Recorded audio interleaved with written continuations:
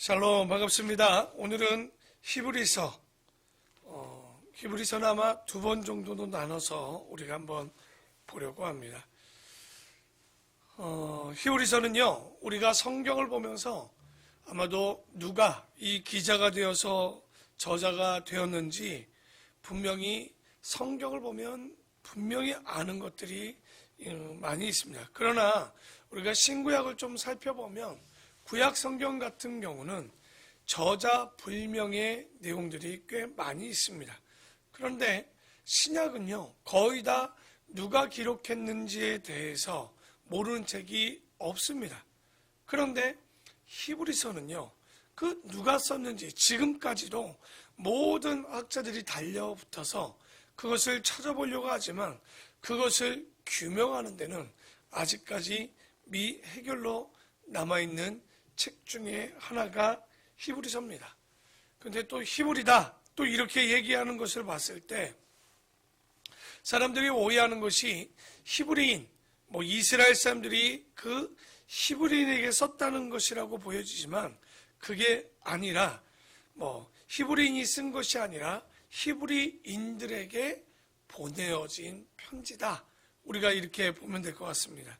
다시 말하면 이 내용은 마지막에 한번 더 점검하겠지만 유대인 중에서 예수님을 믿었다가 다시 옛날에 믿었던 기독교에서 다시 유대교로 돌아가 버린 사람들에게 이 히브리 기자가 어떻게 예수님을 믿었다가 다시 돌아갈 수 있느냐. 그래서 히브리인들에게 안타까운 마음으로 기록되어진 성경이 히브리서입니다. 그러니까 히브리서를 누가 또 성경학자들이 기록했는가 무진 애를 쓰고 있는데 학자들마다 주장이 좀 여러 가지 있죠. 우리가 유대인의 역사 기록을 썼던 유세비우스라는 역사학자는요, 바울이 히브리어로 쓴 거를 누가가 헬라어로 번역한 작품으로 유세비우스는 보고 있습니다. 그리고 피크라는 학자는요, 우리가 잘 아는 브리스길라 있죠. 브리스길라가 이것을 기록했다. 혹가는 브리스길라와 아굴라가 또 함께 기록했다. 혹은 교부였던 로마의 클레멘트가 기록했다. 혹은 누가가 또 저작을 했다. 이렇게 보거나 혹은 바나바나 아볼로가 기록했다. 도대체 그러니까 이 히브리서의 내용은요, 일치가 되지를 않고 있습니다. 왜? 다 나름 그 주장하는 내용들을 보면 맞는 것도 있기도 하지만 그런데 다들 주장을 하니까 우리가 오늘 성경의 본문을 가지고 또한 저도 따르는 그 여러 주장 중에 하나를 주장해 본다면 그게 뭐냐면 이 히브리서는 바울이 쓰기 시작하다가 사형 날짜가 다가오자 그 히브리서를 다 마무리하지 못한 것을 누가가 뒤에 완성을 한 것 아니냐. 항상 얘기하지만 이건 저희가 이제 주장하는 내용이고요. 확실하지는 않습니다. 그러나 다른 어떤 주장들보다는 가장 맞지 않는가. 그 이유가 좀 있습니다. 그 이유가 뭐냐면 우리가 디모데 후서, 디도서 그 내용들을 쭉 보면서 그 니코폴리스라는 곳에서 바울이 집회를 준비하다가 내용은 뚝 끊기고 디모데 후서에 바울이 로마로 2차 감옥이라고 그랬죠. 이제 진짜 감옥인 마메틴 감옥에 갇혀 있었던 것을 우리가 봅니다. 그때 디모데 후서를 쓰면서 디모데에게 뭐라고 합니까? 디모데에게 갑오로 그 벗어두었던 옷을 갖고 오고 또한 오다 마가 요한을 데려와라. 이렇게 얘기했던 내용들을 알 겁니다. 아마 그 이후에 에베소에 있었던 디모데가 바울을 보러 로마의 마메틴 감옥까지 왔을 겁니다. 근데 그 이후에 여러분 잘 알지만 사형수에게 사형이 확정된 이후에는 그래도 지금 우리나라로 그랬지만 최후의 변론이 있었을 겁니다. 아마 그때 디모데도 그때쯤 같이 있었을 것으로 보여지는데 그런데 최후의 변론 가운데 디모데가 가만히 있을 사람은 아니었을 겁니다. 아마도 바울의 그 죄가 없음을 강변하지 않았을까, 디모데가. 그러나 이미 바울은요, 정치범 같은 사람이었어요. 네로 때 정치범으로 이미 사형은 확정돼 있었고 형식적으로 최후 변론을 하게 했을 텐데, 그런데 그러니 아무리 최후 변론을 해도 누가 죽습니까? 바울은 죽게 되지요. 그렇지만 그래도 바울의 무죄를 끝까지 디모데는 그 법정에서 변론하다가 결국 그 정치범의 최후 변론을 맡았다면 결국은 디모데도 또 감옥에 갇히지 않았는가, 이렇게 보여지는데요. 그래서 디모데가 감옥에 들어가면 들어가서 이렇게 했겠죠. 왜냐하면 디모데가 지금 어디 교역자입니까? 에베소 교회의 교역자였습니다. 그러니 자기가 비연히 지금 바울과 함께 있었던 누가에게 부탁했을 겁니다. 누가 선생님, 에베소 교회가 지금 비어 있기 때문에 지금 굉장히 중요한 자리입니다. 선생께서 가서 제 뒤를 맡아서 에베소 교회를 좀 맡아주시면 좋겠습니다 라고 부탁을 했던 거죠.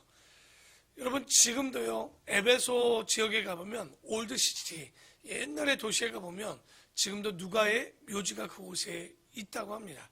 그런데 문제는 누가 거기를 막 이렇게 관리하지 않고 그냥 방치되어 있다라고 하는데, 지금 보니까 누가도 당연히 교회론적으로 보면 에베소 교회에서 순교를 했고요. 그리고 디모데도 나중에 풀려나서 에베소에서 가서 순교했겠죠. 그러니까 우리가 초대 교육자들을 이렇게 잘 보면 시간의 문제였겠죠. 누가 좀 빨리 순교하느냐, 더디 순교하느냐지, 거의 다 사역자가 되고 교육자가 된다는 것은 순교의 그 길을 걷는 것을 각오하고 가야 됐을 겁니다. 그래서 아마도 그렇게 이야기가 진행되었던 것으로 보는데, 우리가 그러면 이 히브리서가 누가 그 히브리인들에게 이 편지를 쓰게 됐을까? 그 동기를 보면 우리가 바울이 썼다라고 한번 본다면, 디모데가 에베소에 있을 때 로마에서 와서 했죠. 무슨 얘기를 했을까요? 최후 강변을 말고도 이런 얘기를 했다는 거예요. 지금 예루살렘 교회가 선생님 문을 닫았습니다. 그러니까 예루살렘 교회가 문을 정확히 닫은 지는 교회를 말한 겁니다. 예루살렘 교회가 문 닫은 것은 아마도 네로의 박해가 시작되었던 BC AD 64년에서 65년 전으로 보여지는데요. 그때 이제 문이 닫혔다는 말.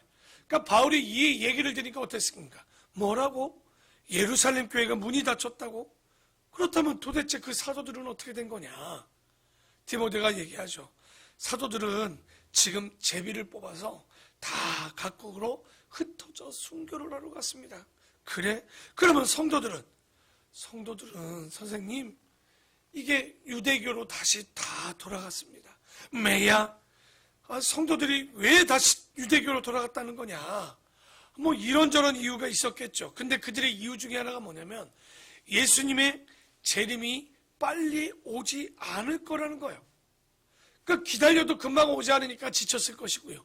두 번째로는 뭐냐면 예루살렘에서 예수를 믿는다는 것은 뭘 다 포기해야 되느냐? 상업이나 공업을 할 수 없으니 먹고 살 길이 없었단 말이에요. 그전에는 그래도 빌립보 교회나 데살로니가 교회나 고린도 교회나 이런 교회들이 도와줬는데, 문제는 그것에 연보를 가져왔던 바울도 잡혀있지 않습니까? 그러니까 먹고 살 길이 없죠. 결국은 기독교에 있으면 먹고 살 길이 없으니까 사람들이 하나 둘 어디로 돌아갑니까? 유대교로 다 돌아갔다는 거죠. 여러분, 기독교로 유대교인들을 다 기독교인으로 불러왔던 바울의 입장에서는 이 이야기를 들었더니 피눈물이 나는 거예요, 지금.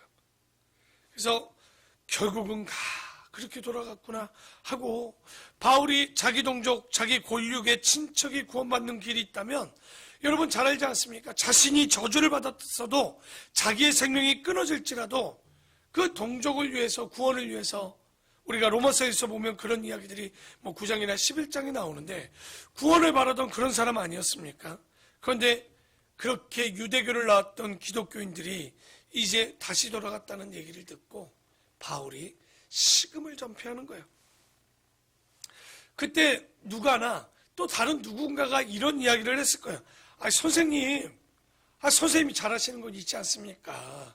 편지를 한번 써보는 것 어떻겠습니까? 지금 몸의 기운을 찾으시고 식음이 아니라 전폐할 것이 아니라 드실 것을 드시고 그들에게 편지를 좀 한번 써보는 게 어떻겠느냐고. 그랬더니 바울이 손뼉을 치면서 맞아! 내가 왜 그런 생각을 하지 못했을까? 근데 바울이 그러지 못한 이유가 있었죠. 내가 그렇게 하지 못한 이유는 그 유대인들, 히브리인들이 내 편지를 읽겠느냐? 내가 그들을 잡아다가 그 기독교인들을 잡아다가 신고하고 잡아놨던 사람인데 그래서 내가 편지 쓸 생각을 전혀 하지 못했는데 그래? 그러면 내가 편지를 한번 써봐야 되겠구나. 그래서 굉장히 가슴이 떨리는 마음으로 이제 마지막 유언처럼 이 편지를 쓰기 시작합니다. 그런데 이 편지를 이제 써가고 조금씩 내용이 좀 차가서 완성되어지는데 어느 날 갑자기 특식이 나온 거예요. 여러분, 사형장에서 특식이 나왔다는 얘기는 뭡니까? 사형 집행일이 잡혔다는 거겠죠. 그래서 일반 사람들 같으면 어떡합니까? 자기 특식이 나오면 아마 똥오줌을 못 가리고 덜덜덜 떨면서 두려움에 빠졌겠지만 그러나 이 바울이 누굽니까? 그런 사람이 아니죠. 야, 내가 드디어 천국에서 초대장이 왔구나 하고 함께 즐기자. 그러면서 지금 다만 바울이 아쉬움은 뭐냐면 히브리인들에게 쓰여졌던 편지를 완성하지 못했다는 거예요. 그래서 함께 있었던 누가를 다시 불러서 묻지요. 이보시오. 누가 내가 당신과 함께 평생 있지 않았소? 그러니 지금 당신이 내 속에 있는 것과 똑같을 텐데 내가 이 히브리서를 다 완성하지 못하고 뒷부분을 채우지 못했지만 당신이 내 마음을 다 알지 않소? 이제 내가 혹이나 이제 사형장으로 끌려가면 이 뒷부분을 완성해서 내 친족들, 내 동족들을 위해서 그것을 완성해 좀 보내주면 안 되겠소? 그러니 누가가 어떻게 하겠습니까? 선생님, 제가 남은 부분을 신명을 다 바쳐서 뜻을 받아들이겠습니다, 선생님. 그래서 아마 바울은 이 히브리서를 미완성을 하고 또 누가는 그 유고를 받들어서 완성한 것 같이 보여진다는 거예요. 그게 왜 그러냐면 우리가 그렇게 생각하는 이유가 있습니다. 한번 여러분 성경 히브리서 13장을 한번 볼까요? 오늘은 다 보지는 못하고요. 13장 22절 한번 봅시다. 마지막에 이렇게 되어 있습니다. 형제들아, 내가 너희를 권하노니 권면의 말을 용납하라. 내가 간단히 너희에게 썼느니라. 우리 형제 디모데가 놓였다는 것은 간단히 얘기하죠. 먼저 뭐 했다는 거예요? 잡혔다는 거죠. 디모데가 놓인 것을 너희가 알라. 그가 속히 오면 내가 그와 함께 가서 너희를 보리라. 그러니까 디모데가 지금 놓였다는 것을 보면 디모데가 언제 놓였을까요? 여러분, 바울이 정치범으로 잡혀서 BC 67년이나 아마 그 어간에 죽었을 텐데 네로가 언제 죽냐면 BC 68년에 죽습니다. 그러면 여러분, 정치범이라는 것은 그 임금에 의해서 자기 마음에 들지 않아서 갇혔던 사람들이거든요. 그러니 그 왕이 죽었다는 것은 정치범은 끝인 거예요. 다 풀려납니다. 그러니까 바로 나왔다는 거죠. 그러니까 지금 23절에 이렇게 얘기했던 거예요. 우리 형제 디모데가 놓인 것을 너희가 알라. 그가 속히 오면 내가 그와 함께 가서 너희를 볼 것이다. 너희를 인도하는 자들과 및 모든 성도들에게 문안하라. 이탈리아에서 온 자들도 너희에게 문안하느니라. 아마도 로마가 디모데에서 석방되었다는 소식을 아는 것. 그러니까 여러분, 그때 바울의 옆에 있었던 사람이 누구예요? 누가였죠? 누가밖에 없었단 말이에요. 곧 그 얘기는 디모데가 갇혔다 풀린 것도 볼 수 있었던 사람들은 누가밖에 없었다는 거죠. 바울이 침수당할 때 그 옆에 있었던 사람은 누가밖에 없었습니다. 그렇기 때문에 지금 13장 23절 24절 같은 거를 쓸 수 있었던 사람은 누구냐? 아마도 누가다. 그래서 히브리서를 히브리인들에게 쓰여졌던 것은 아마도 바울이 어느 정도를 기억했고 마무리하지 못한 것을 이 뒷부분을 지금 누가가 아마도 완성해서 보냈다는 것. 그러니까 우리가 여기까지 알 수 있죠. 그리고 히브리서 1장 1절도 또 한번 가봅시다. 여기 1장 1절에 보면 이렇게 나옵니다. 옛적의 선지자들을 통하여 여러 부분과 여러 모양으로 우리 조상들에게 말씀하신 하나님이, 이렇게 나옵니다. 여러분, 히브리서 1장 1절 첫머리를 보면요, 뭐가 문제가 있습니다. 무슨 문제가 있죠? 보통 여러분 편지를 쓰는 서신을 보면요, 뭐라고 되어 있습니까? 대부분 다 하나님의 뜻으로 말미암아 그리스도의 사도된 나 바울이 이렇게 썼다면 편지에 뭐가 있어야 되는 거예요? 발신자가 나오죠. 그리고 또 뭐가 나옵니까? 야, 누구누구에게 이 편지를 편지하노니 하나님의 은혜와 평강이 너희에게 있을지어다. 분명히 발신자도 나와야 되고 수신자도 나와야 되고 그리고 인사의 메시지도 있어야 되는 거예요. 그런데 밑도 끝도 없이 1절에 뭐라고 합니까? 옛적의 선지자들을 통하여라고 뭐가 어쩌고 저쩌고 이렇게 편지를 쓰고 있다는 거죠. 그래서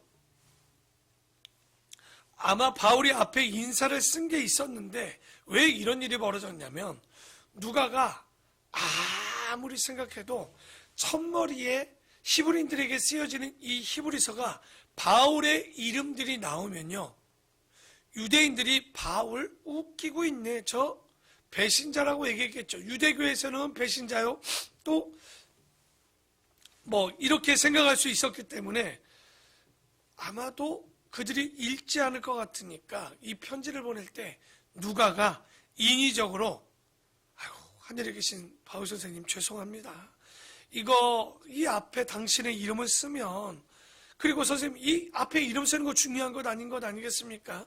이것을 먼저 사람들이 읽어야 되니까 선생님 죄송합니다, 죄송하게도 제가 가위질을 하겠습니다 하고 싹둑하고 아마도 발신자와 수신자와 그 인사를 다 뺏는 것 아닌가. 왜? 그렇게 해야 그들이 읽을 것 같았기 때문에 방법이 없었던 거죠. 그러니까 이 누가는 뭐 아마 상상 가운데 죄가 되지 않는다면 꼭 이렇게 자기가 잘랐다라고 생각한 것 아닌가. 아마도 우리가 이것을 볼 때 뭐 그렇게 생각할 수 있다는 거지 꼭 이게 맞다는 건 아닙니다. 아마도 그래서 히브리서가 바울이 쓴 13권의 서신 중에 들지는 않지만 아마도 작자 이상으로 되어 있지만 바울이 쓰지 않았는가 봅니다. 그래서 우리가 히브리서를 볼 때 잘 봐야 됩니다. 지금 우리가 배경을 조금 그리고 내용들을 잠깐 봤지만 히브리서 하면 여러분 히브리서 11장 믿음은 바라는 것들의 실상이요 보지 못하는 것에 믿음은 바라는 것들의 실상이라고 우리가 얘기했던 이런 것들, 보지 못하는 것들의 증거라고 얘기하고 있지만 이게 요절일까요? 잘 봐야 되는 거예요. 우리가 히브리서 하면 한 번 죽는 것은 정한 것이요 그 후에는 심판이 있다. 하나님의 말씀은 살아 운동력이 있어서 좌우의 얼센 검보다 예리하여서 우리의 골수까지도 쪼갠다.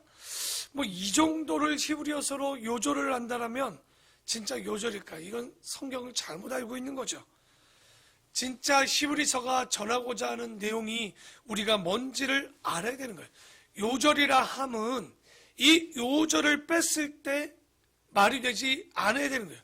그렇기 때문에 지금 봤던 히브리서 11장 1절이나 이런 요절들을 뺐을 때 본문에서 전혀 문제가 없다. 그러면 그게 뭐가 아닙니까? 요절이라 얘기할 수 없는 거예요. 요절은 그게 아니라 그걸 빼버리면 이 책에서 이해할 수 없는 거, 핵심이 빠지게 되기 때문에 알 수 없는 거, 이것을 요절이라고 하겠죠. 그래서 우리가 성경을 볼 때 처음에는 좀 힘들지만 여러분 2022년에 성경을 통독하고 일독할 때 여러분이 해야 되는 건 뭐냐면 성경 66권의 각 권의 주안점이 뭔지, 논지가 뭔지, 핵심 사상이 뭔지, 신학이 뭔지 우리가 하나하나 짧게 이 새벽을 열어갈 때도요, 여러분 히브리서의 내용들을 이렇게 좀 보면요, 우리가 히브리서를 진짜 성경이 어떤 이야기를 하고 있는지 우리가 알게 될 것이고 성경 전체에서 이제 우리가 믿음의 뿌리가 내릴 수 있는 기회가 될 거예요. 그래서 히브리서가 기록된 동기 및 배경을 이야기를 했는데 그게 뭐냐? 정확히 얘기하면 옛날에 바울을 통해서 유대교에 있던 사람들이 다 어떻게 합니까? 예수를 믿고 기독교가 되었단 말이에요. 그런데 바울이 갇히고 예수님의 재림이 금방 나타나지 않고 또 상거래가 어려우니까 기독교로 왔던 유대교인들이 다시 어디로 간 거예요? 유대교로 돌아갔단 말이에요. 여러분, 그러면 히브리서 기자가 쓰고 싶은 내용이 뭘까요? 유대교와 기독교, 그러니까 기독교에서 유대교로 돌아갔던 유대인들에게 하고 싶은 얘기는 뭘까요? 정확하게 얘기하면 우리가 믿는 기독교가 유대교보다 뭐한 것을 얘기해야 돼요? 뛰어남을 얘기해야 된다는 거예요.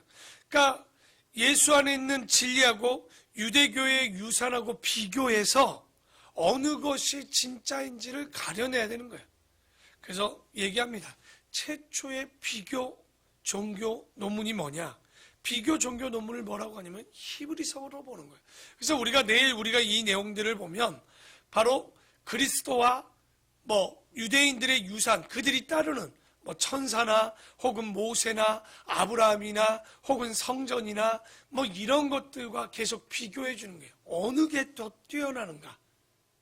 그래서 우리가 이런 배경을 갖고 있다. 그래서 믿는 바라는 것들의 실상이요 보지 못하는 것의 증거다. 이런 것이 요절이 아니라 정말 예수 그리스도가 바로 유대교의 어떤 유산들보다 뛰어나다. 이걸 보여주는 것이 뭐다? 히브리서다. 그리고 히브리서는 바로 히브리인들에게 보내어진 편지다. 근데 특징은 발신인, 수신인, 인사가 없다. 그래서 우리가 이걸 여러 사람으로 보지만 우리는 이 성경을 볼 때 누가 썼다라고 보고 지금 성경을 보냐? 바울이 쓰고 누가가 마무리했다. 이렇게 좀 보는 내용으로 보기를 원합니다. 그래서 오늘 이 말씀을 통해서 참 죽기까지 자기의 종족과 또 복음을 받아들이지 못하는 그들에게 이 성경을 썼던 바울처럼 우리가 사나 죽으나 때를 얻든지 못 얻든지 오늘도 바울은 그 복음을 전했던 것처럼 우리도 지금 이 시대에 코로나가 있든 없든 우리의 삶이 녹록하든 녹록지 않든 우리가 살아가는 데 문제가 있든 없든 내 몸이 건강하든 건강하지 않든 바울이 걸어갔던 그 길, 예수 그리스도가 걸어갔던 그 길을 함께 걸어가고 동참하는 아름답고 복된 우리 모든 성도들이 되기를 축원합니다. 기도하겠습니다.